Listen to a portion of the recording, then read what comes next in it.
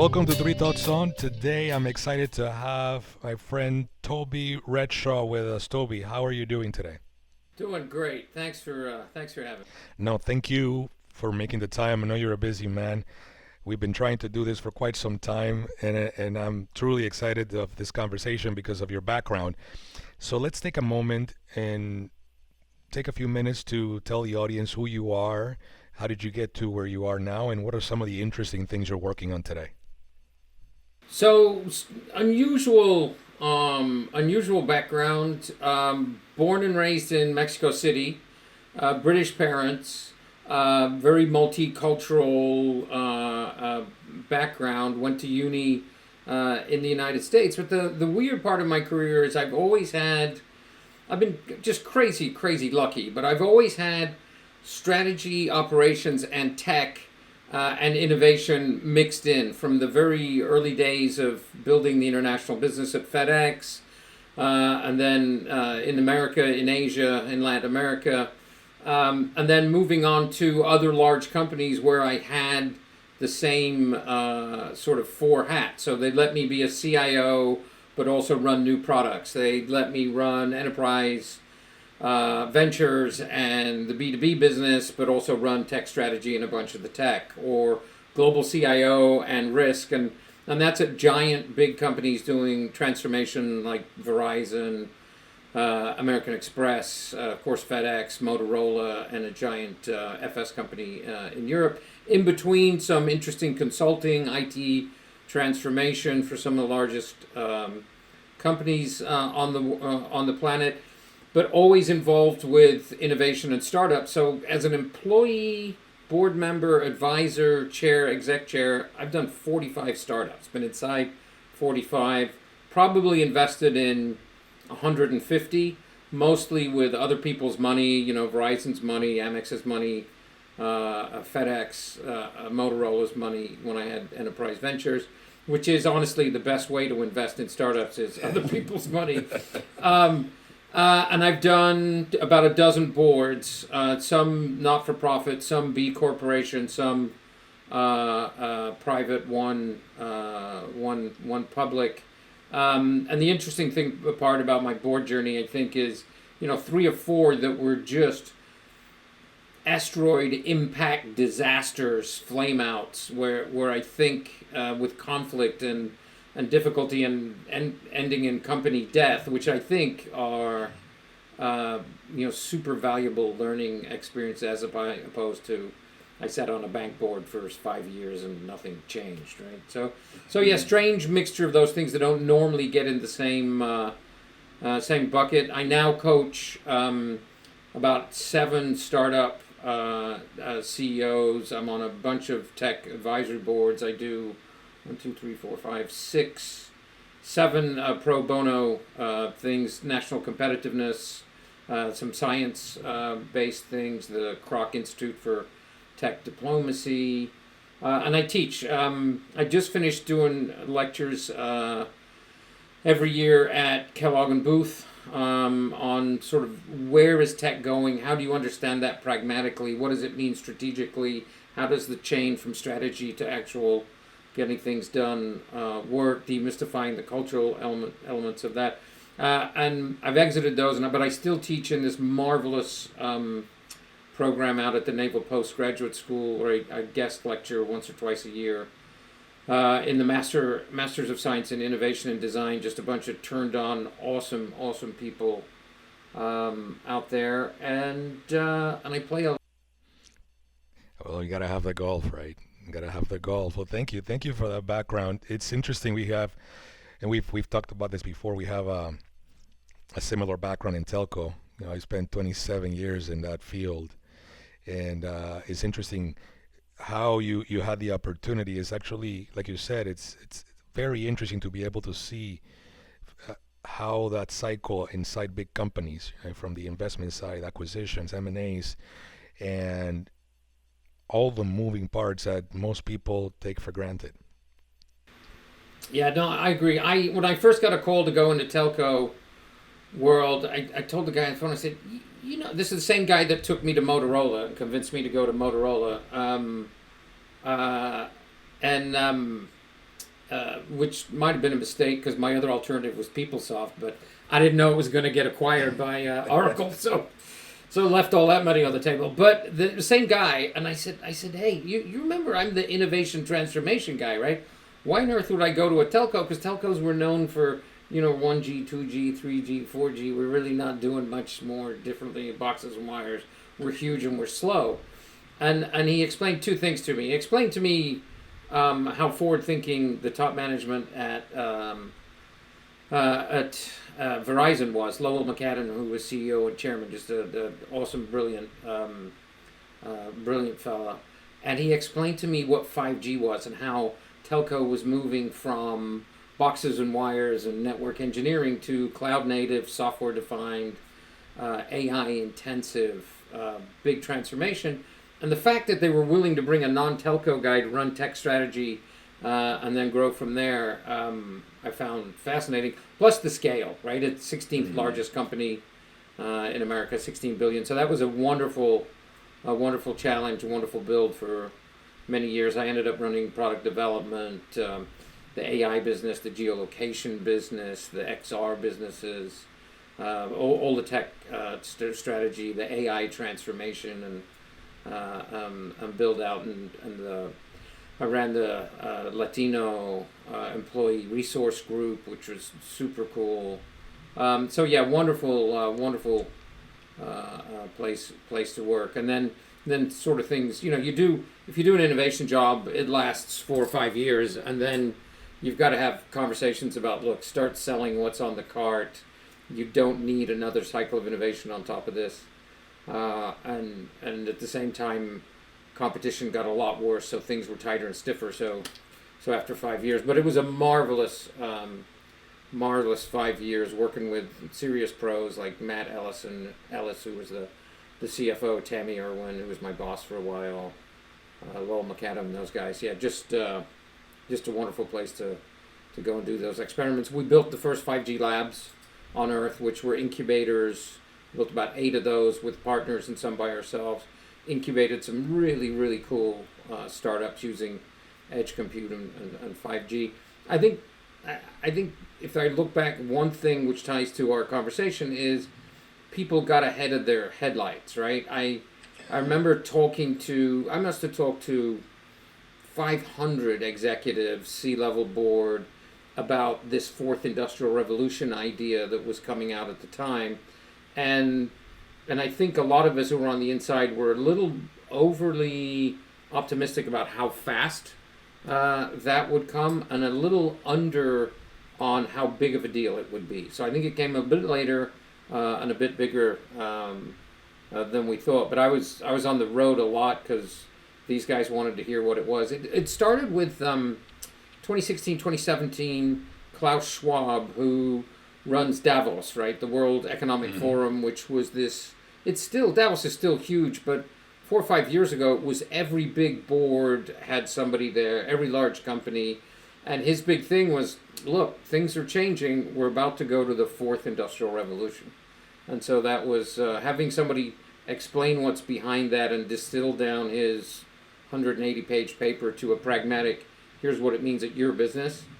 That was a lot of work, but a lot of fun and a lot of great discussions across pretty much every sector you can think of. So let's zoom in a little bit on that, because that's really the essence of what we want to talk about today, is this concept of the fourth industrial revolution. And when you and I talked last year about this topic, in my mind, I want to break it down for the audience, because when we talk about the industrial revolution, I see it as an analogous of the agricultural revolution, in the sense that if you say agricultural revolution, most people think there was only one, which was the first one, right? The 13,500 years ago. And when we talk about the industrial revolution, the average person thinks that there was just one. But in reality, we've had these steps that have been taken along the way. So can you walk us through that process and explain not only how we got to the fourth, but what exactly the fourth is?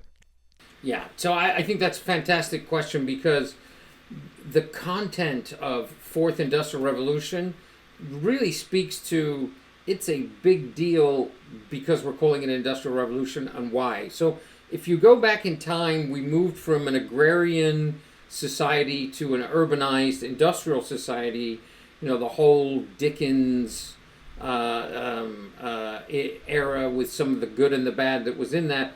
The first one was sort of 1760 to about 80 years, so like 1840 pre-Civil War era, and these are all based typically on power and impact, right? And we'd invented steam power and mechanization and how you could use water and coal to really change things and build factories and have a production in urban centers. The steam engine, all the textile machinery, railroads, the introduction of, and it's interesting because that's a network technology, right? What can you do with a railroad? Little tiny company said, you know what? If I put if I put my stuff in a catalog and I sent the catalog around, I could distribute my goods through a network on these trains. If only there was a communications network that would help me manage that. Oh, there's the telegraph. That's the beginning of Sears, which the early Sears is this strategic, genius, fantastic growth story. Now, later Sears is a case study in how not to manage a company, but so that was the first one, right? And it was slow, and it took 80 years, and as the trains moved west across the United States, it changed America. It also changed some industries, and it changed some nations, right? There was a migration of textile work to different places. Artisans sort of fell out, and large factories fell in. Then there's a little bit of a pause, and the second one kicks in, and again, this is anchored in a power thing. This is electricity, right? I'm not only using electricity in the ways we think of normally today, but also to start to create mass production and assembly lines. Those things all came together at the same time. Electricity didn't create assembly lines. That's Frederick Taylor and Ford and others, but that's a huge change. A huge change. The telegraph, of course, is big part of a big part of that one. That then turned into telephones. The internal combustion engine, big changes in steel production. The beginning of consumer goods. Second Industrial Revolution really had giant ripple effects, and it goes from 1870 to into the 20s, the 10s and the 20s of 1920. But so, for example, Britain had an empire based on the power of British steel. There was a new, smarter process invented during this time. The brand new steel industry in the Ruhr Valley in Germany and in America with people like Andrew Carnegie went, wait, we could use the new process. And this is important for today's world. When technology jumps ahead, the adoption of the new process creates new models. And basically, they were making steel cheaper and higher quality. And I wasn't the smartest guy at business school, but cheaper and higher quality, that's a pretty good combo. Yeah. So that killed British Steel. And the other thing that killed British Steel was sort of hubris, right? We're British Steel, we're world dominant. We've got so much money invested in our factories, we couldn't possibly change because we're the best, we're going to be great, we'll get through this. And cheaper and higher quality killed that industry, right? And killed that empire. For the car manufacturing world is another really great example of people using new methods, new design, new technology to kill the competition. Now, this happened in a 20, 30-year window. In an IT system AI-based world, that 2030 window is going to shrink. But here's what happened. In 1911, 1912, there were 400 car companies in America. 400. 38% of the cars on the road are electric, right? So electric cars were a big deal. 38%.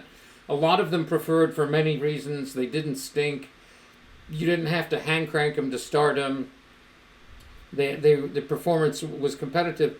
Then somebody said, you know what, I can put together a better car at a super lower cost on a production line. So Ford and Frederick Taylor did that.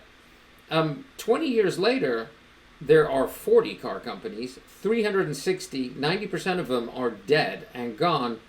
And even worse, 80% of the market is now owned by 3 of those companies.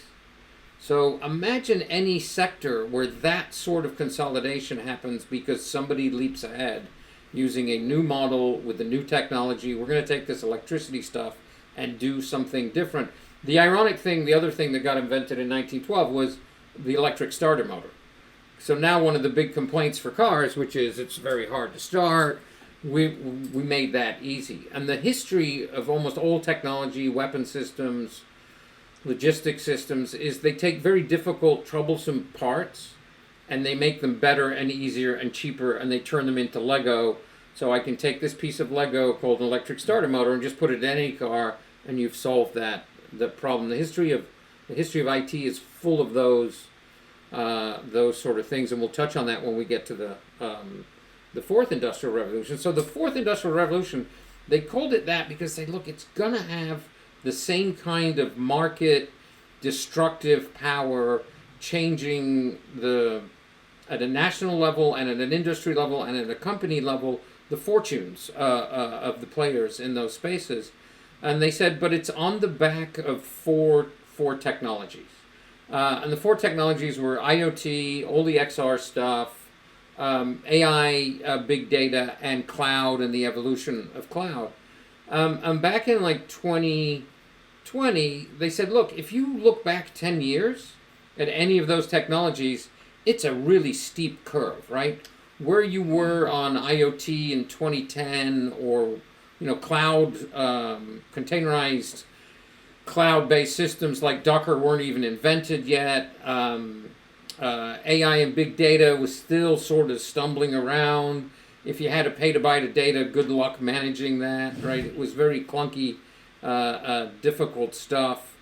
You needed PhDs to run things. And then in 10 years, massive difference, especially XR, right? XR was nowhere in 2010, and then boom. So you look back in those 10 years, but here's what the clever people at Davos said. They said, okay, so really steep curve in the last 10 years. If you go 5-10 years into the future and look back, that steep part of the curve, 2010 to 2020, is going to look flat, and then it's going to go like this, because the 2021, 22 to 2030 changes and growth in those four things is going to be shockingly big compared to the others, right? And they said, and furthermore, what's going to happen is when you have really intelligent, really fast networks, including through the air, right? Super low latency, very quick, which is very quick response time, right? So I can do something on the edge, send it to a computer at the edge, get it back in half of a blink of an eye, right? So now you're starting to do a lot more real time. There's now compute at the edge. The telecommunications network becomes cloud native and software defined, which means it's made of the same IT stuff that the rest of IT is made. That creates a flywheel where AI can help IoT. You can get more value out of your sensorization. You can feed that into real-time XR type systems, make those way more intelligent. And the cost structure for doing AI and big data, two things happen. That cost structure gets way, way, way cheaper. There's a company in Chicago that does petabyte to exabytes that's 1,000x cheaper because they went and redesigned the model, kind of like Henry Ford did for cars. What I don't think the Klaus Schwab and the guys at the Economic Forum were completely aware of was the leap we were going to have in large language models and Gen AI, and what that would do. But that happened. So now it becomes patently true that 2010 to 2020 looks pretty flat, and even though from 2020 backwards it's a huge change, and then there's giant change that we haven't seen in that compressed of a time frame. So the scary thing about the fourth industrial revolution, which is, they call it the cyber physical revolution, which is IT and technology and the physical worlds are going to become entwined, and everything that can be networked and connected to a network will be, right? Things that in the 1950s we would have thought bonkers, right? I've got a coffee mug over there that's Wi-Fi connected and adjusts its own heat, right? A bit of a excessive thing to have, but I got one. the scary part is this is going to be as disruptive, if not more disruptive, than the first, second, and third ones. But it's going to happen in a window of about 8 years, right? And when I talk to, I think I've talked to 500 board members in the last couple of years, mostly through the National Association of Corporate Directors, which is a great organization helping directors see this stuff. There's this sort of common feeling that we're going into this creative destruction cycle, but nobody thinks they're going to be on the destruction side of these cycles, right? They think, my team's smart. I'm going to get the creative side of this done, and Kodak, Sears. That's a great example. All kinds of really smart folks. So I do think there's a lot of destruction happening. There's also a massive acceleration on the scientific side, whether it's material science or biotech or synbio, and a lot of that is AI getting plugged into that. I think sort of the second half of this industrial revolution, Gen AI and agentic AI are going to have a huge impact. But I think what's happening underneath this is a discovery of scale, right? If you look at the scale of large language models, it's the scale of things we've never done in a very broad way at all, right? There's a supercomputer at Lawrence Livermore National Labs that does work on the output from the fusion reactor, but that's a supercomputer that lives over there. We had a great supercomputer doing some really good work during COVID, accelerating scientists around the world, but these isolated pockets. We're going to be able to start modeling and working at massive scale that we haven't done before, and that's ecosystems and markets, and it might also be, cellular level, atomic level modeling inside the body, because the way your body really works, right? It's molecules and proteins and enzymes, but below all of that, at a very detailed level, it's atoms and chemistry and bonding, and modeling that is enormous, but I think we're heading to a more comfortable world with enormous. So I think there's a couple of big waves of changing. I think the rudimentary thing that gets lost in this is these new technologies. Going back to my earlier point, these things can make your cost structure better and improve your output, right? The quality of your output, the quality of your engagement, the intelligence of your system, the way you engage with people, the way you are proactive and predictive and precise and pattern matched and process performant. And again, not the smartest guy at business school, but if my cost structure is better and my output and outcomes and engagement model are better, unless I have a really bad strategy, I win, right? The secondary impact of being good at those things is that you're typically better at responding and building because you've got the modern tech.